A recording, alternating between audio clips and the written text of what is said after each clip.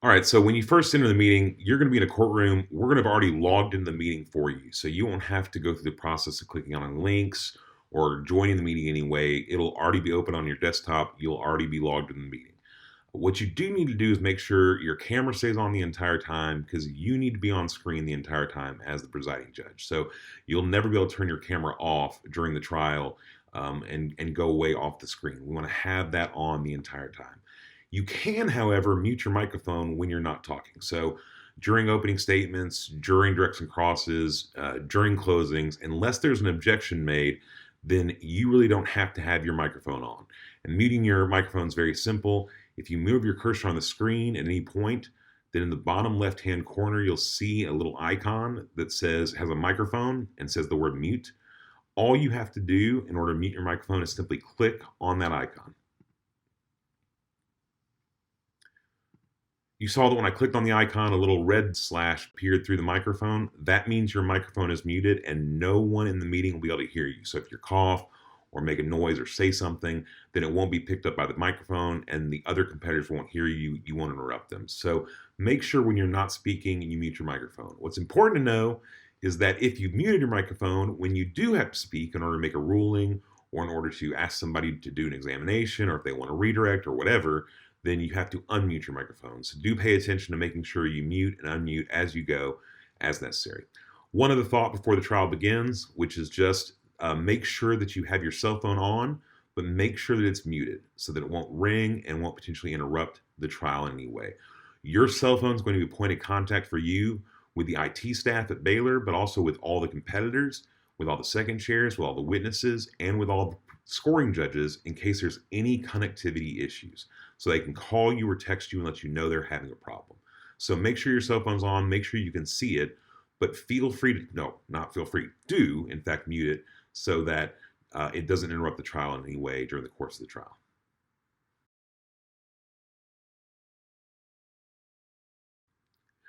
We should have your computer set up for you in the meeting and have your name on the screen as it should be when you join the meeting. But if not, then changing your name is a very simple process. So all you have to do is run your cursor over your box. When you do that, down here in the lower left-hand corner, you'll see your name appear. Right now it says my name, Robert Little. Assuming that's what your name says and you need to change it, doing so is very easy. You'll also see when you move your cursor a little blue box in the upper right-hand corner of your screen with 3 white dots in it. Simply click on that box. That brings up a drop-down menu, and you'll simply select Rename off that menu. Once you do, it'll bring up your name, and you can enter whatever you want here, but what we'd like you to enter here is your name followed by the words Presiding Judge. That way, everyone in the trial will know exactly who you are, what your role is, and know where on the screen the presiding judge is, including all the scoring judges and anyone else in the room. Once you've entered your name properly, you just click Rename.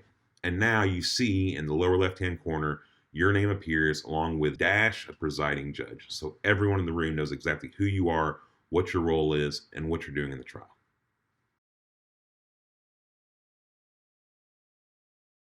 You're going to have a roster of everyone who needs to be in that trial for every single trial that you're presiding over. That'll include both attorneys, both their second chairs, the witnesses, and any scoring judges that are going to be in that room. Now, when they click on the link to join the meeting, they're going to be taken to what's called a waiting room. And once they're in the waiting room, they have to be admitted into the room by you or somebody else helping to run the tournament. So before the trial begins, you may need to let people into the trial in order to begin the round. And this is a simple process. All you need to do is move your cursor and click on the icon at the bottom of the screen that says Participants. When you do that, it'll bring up a box on the right-hand side of your screen that'll show the different people who are in the room and also will show the people who are waiting to enter the room, the people in the waiting room. You see here, there's already 2 people in this meeting, but there's 1 person waiting to be let in. All you have to do is check to make sure that's one of the people who belongs in the meeting and their name should appear here where it says iPhone and simply click Admit. Once you do that, that person has now entered the meeting and they are part of the meeting as you go forward. And so you can begin the check-in process that we'll talk about here in a minute and move forward the trial as you go.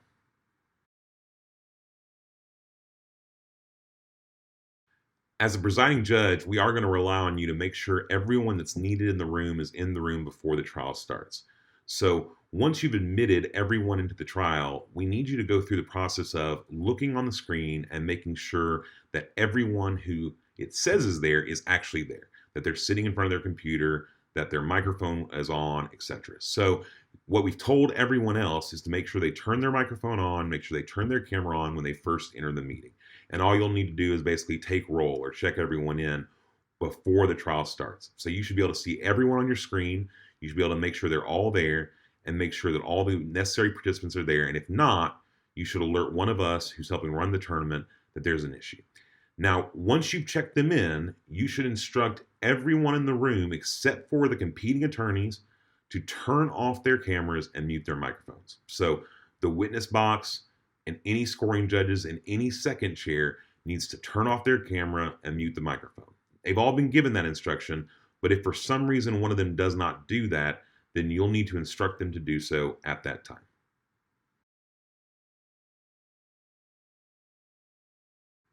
All right, so following check-in, you've already told everyone except for the two attorneys and yourself to turn off their video, turn off their camera, and mute their microphone.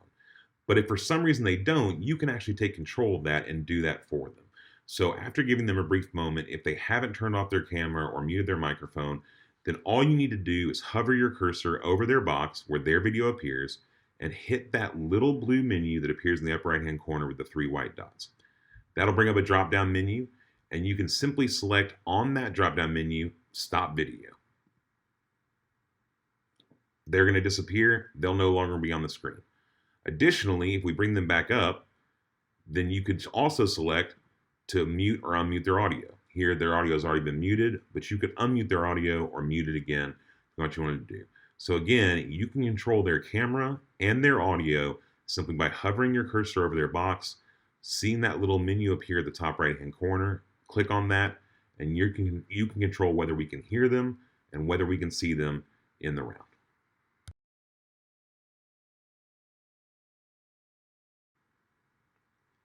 Once you've got everybody in the room, once you've checked everybody in, once you've made sure that everyone whose camera needs to be off is turned off and everyone whose mic needs to be muted is muted, then you can start the round. Now, the important thing here is what do you want to be seeing on your screen when the round begins? All we want you to have on the screen when the round begins is the two attorneys whose cameras are on who will be speaking and advocating in the room.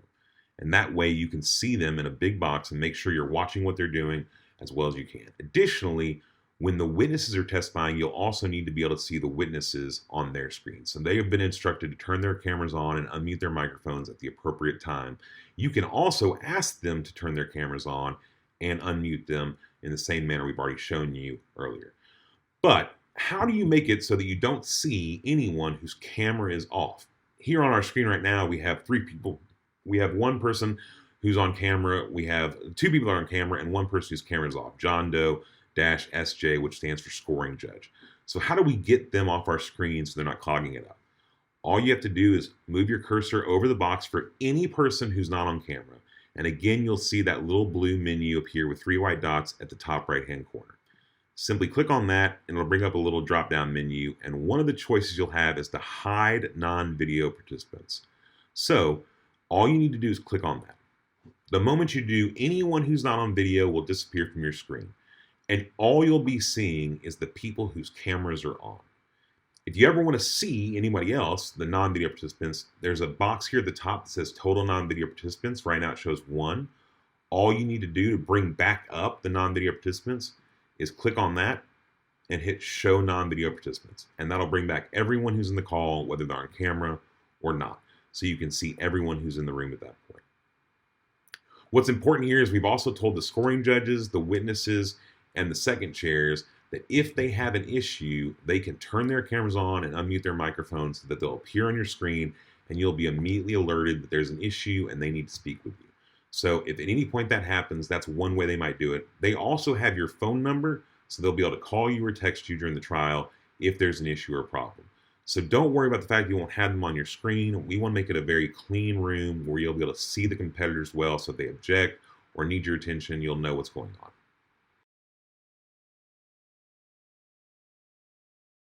There are a couple different options for what view you have on your screen during the course of the trial.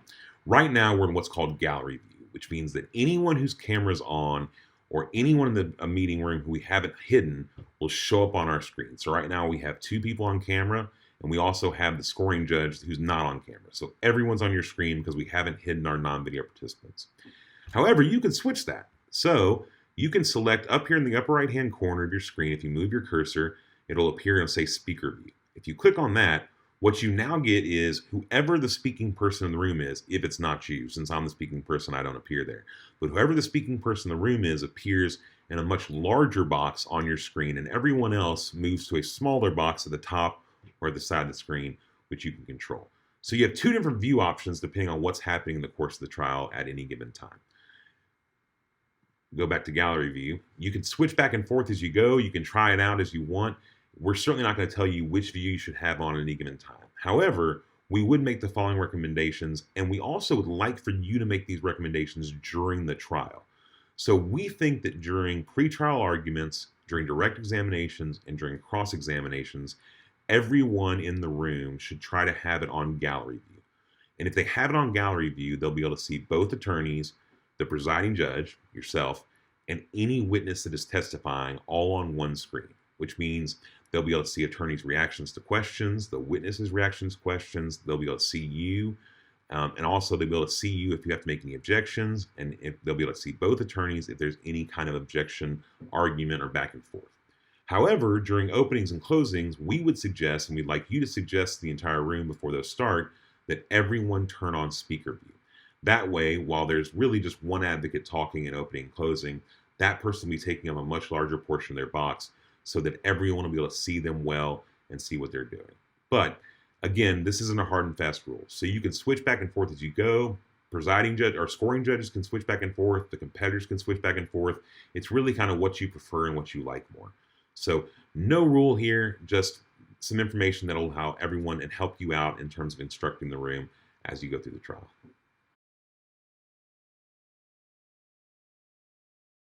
Because these are online trials, there's going to be interruptions.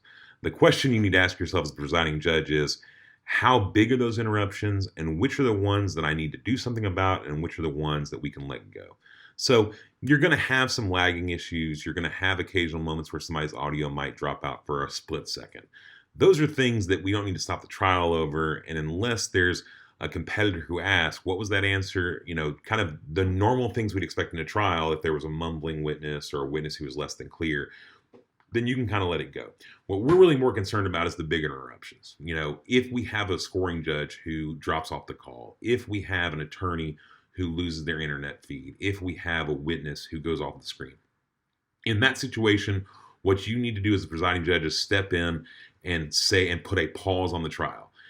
Don't have anybody leave the room. Keep everybody in the room who's still there, but pause the trial while we try to figure out what's taken place with that person who's dropped off the call or who's having connectivity issues, and we'll get that fixed and we'll get the trial started back as soon as we can.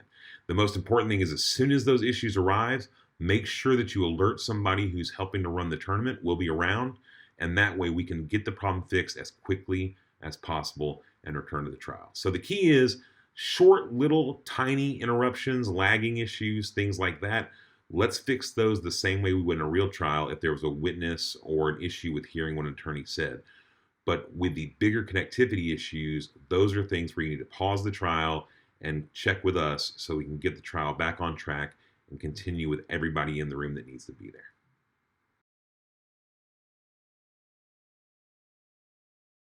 One last thing, and this is a tournament issue.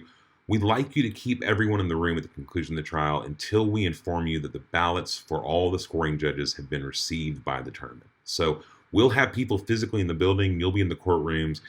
We don't necessarily need you to talk to the competitors or keep them occupied. Just keep them in the room until we have all of the ballots back from the scoring judges. Once we have the ballots back from the scoring judges, we'll send somebody to your courtroom or we'll shoot you a text message to let you know that you're good to go. And at that point, you can tell everyone in the room that they can leave. What is important here is that once we have all the ballots and once you instruct them to leave the room, you need to make sure you get everyone out, because we're going to have trials going in and out of those same meetings all day long. And so we have to get everyone out of the room so we can get the next group in to have the next trial. So Make sure that as you go through the day, once those trials are concluded and once we tell you that all the ballots are back, that you make sure everyone leaves the room before the next trial. You start letting people in for the next trial so that we know who everyone is and we know that everybody's in the right place.